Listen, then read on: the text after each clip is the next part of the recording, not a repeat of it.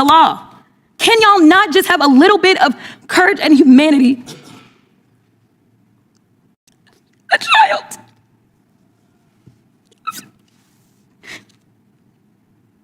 A child is lost her mom. And y'all want to pretend that it is okay.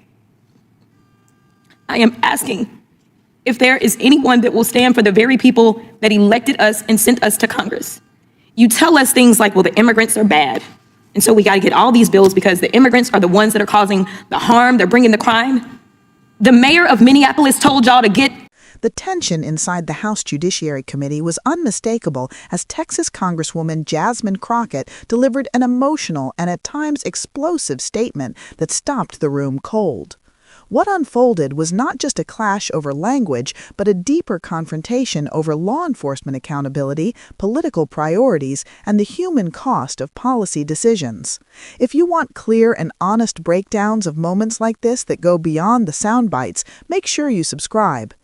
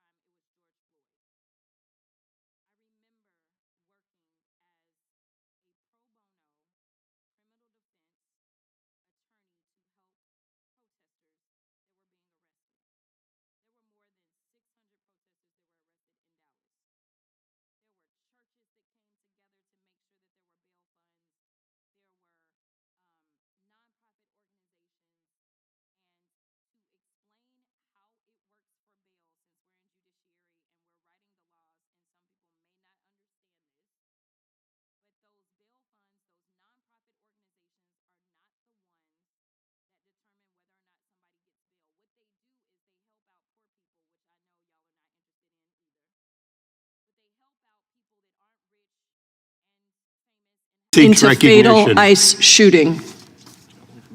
The gentlelady from Texas is recognized to strike the last word. Yes, Mr. Chair, I'd ask to strike the last words. The gentlelady is recognized. Thank you so much. It is so hard to sit here sometimes because I didn't come to Congress to write laws or to do things that are hurting people. I'm just asking if there's any decency or heart or courage on that side of the aisle. The fact that a woman was killed, she was shot in her head, and y'all are pretending like nothing happened. I remember when Charlie Kirk got killed. Do you remember what our response was? Our response wasn't to sit there and pretend like it was okay. Is it okay because you have a badge? Because the last time I checked, allegedly no one is above the law. Can y'all not just have a little bit of courage and humanity? A child.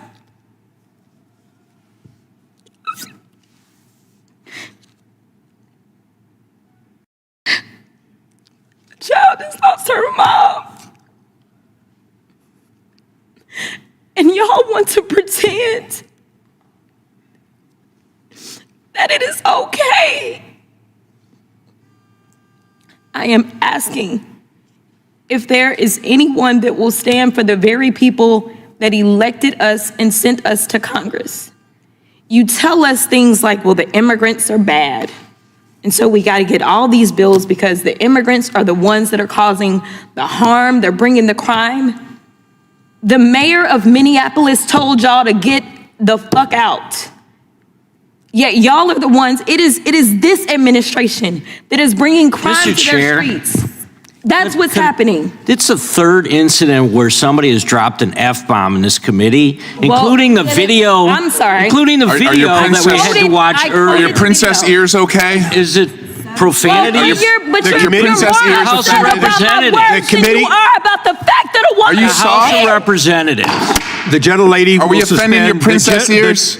Are they that soft? all members will Well, maybe some of the suspend. kids out there. Mr. Chairman, it is the You're gentlelady's killing time. them. Kids. It is the gentlelady's time. Let's let her have her Wait, time. It is the gentlelady's time. Would you stop the clock for a moment? Okay, and That was the quote. I'll restore that. The chair will remind all members that the person controlling the time is not to be unreasonably interrupted. We would further admonish that whenever possible to express the full meaning of something, it be done so without an expletive that may be offensive to people here in the audience or those who watch this on television. I understand that a quote at times is essential, but I would admonish everyone that it has been the practice of this committee for the many years I've been here to use such things as F-bomb in order to get the message out without actually using the word. Notwithstanding that, the gentlelady will be recognized for this time plus an additional 20 seconds. The gentlelady may continue. Thank you, Mr. Chair. Long story short, we are sitting in judiciary and no one on that side of the aisle seems to care that this particular person, whose name we don't know at this point, became the judge, jury, and executioner. I don't know how you square that.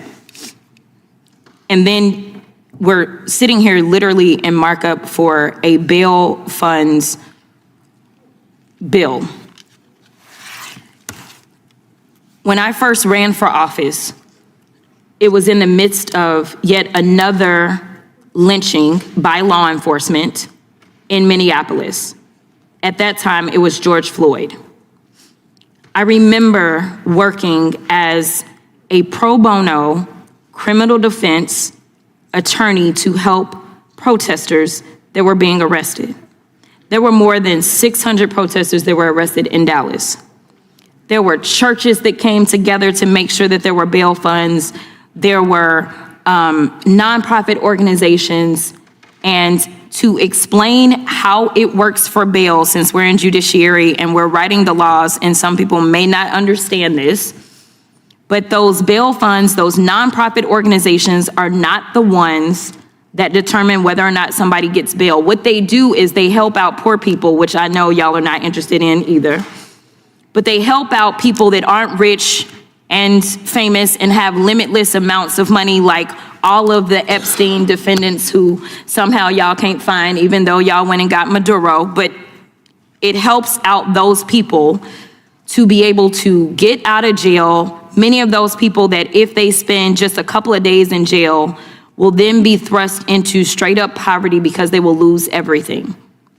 Why it is that you want to criminalize people such as churches that are trying to help the poor because they understand what the Bible says, and they don't just say that they understand it or say that they love Jesus, but they decide that they actually put it into works because faith without works is dead. That is wrong too. And I'm here to tell you that there's gonna be a lot of nonprofit organizations that are gonna step up in this moment, because there are gonna be protests around this entire country because of the state-sanctioned execution that we all saw unfold, unless there is some kind of justice that takes place and we get the name of that officer and that officer is prosecuted. So I ask that law enforcement, we have oversight over them. I am the oversight ranker. Let's go ahead. In fact, I make a motion that we have a hearing in the oversight subcommittee as it relates to this particular issue and what took place. The gentlelady was not recognized for purposes of motions. Does anyone else seek recognition? Seeing no others. Crockett began by explaining why sitting through the hearing felt unbearable. She said she did not come to Congress to pass laws that hurt people, and she openly questioned whether there was any decency, courage, or humanity left among her Republican colleagues. Her frustration centered on the fatal shooting of a woman by an ICE agent, a case that she argued was being brushed aside as if it were routine or acceptable. She reminded the room that when conservative activist Charlie Kirk was killed, lawmakers across the aisle responded with outrage and calls for justice. Crockett asked why that same urgency seemed absent now. She posed a direct moral question: does wearing a badge place someone above the law? Her answer was clear: it does not. At one point, Crockett paused as she spoke about the victim's child, a child who lost her mother. That moment shifted the tone from political debate to personal grief. Crockett accused her colleagues of pretending nothing happened while a family was permanently shattered. If you value coverage that centers the human consequences of policy, subscribe now. The controversy escalated when Crockett quoted Minneapolis Mayor Jacob Frey, using the word he used to describe federal law enforcement actions in his city. Her use of profanity immediately drew objections from Republicans, who focused less on the substance of her argument and more on the language itself. That reaction prompted a sharp response from Democratic lawmakers, including mockery from Rep. Eric Swalwell, who suggested that Republican outrage over a swear word was misplaced, given the violent death under discussion. The chair ultimately admonished members to avoid explicit language, while acknowledging that direct quotes are sometimes necessary to convey meaning accurately. Crockett resumed her remarks by reframing the issue entirely. She said the real obscenity was not a word spoken in committee, but the idea that someone could act as judge, jury, and executioner without accountability. She noted that lawmakers were simultaneously marking up legislation aimed at restricting bail funds, even as communities grapple with police violence and protests demanding justice.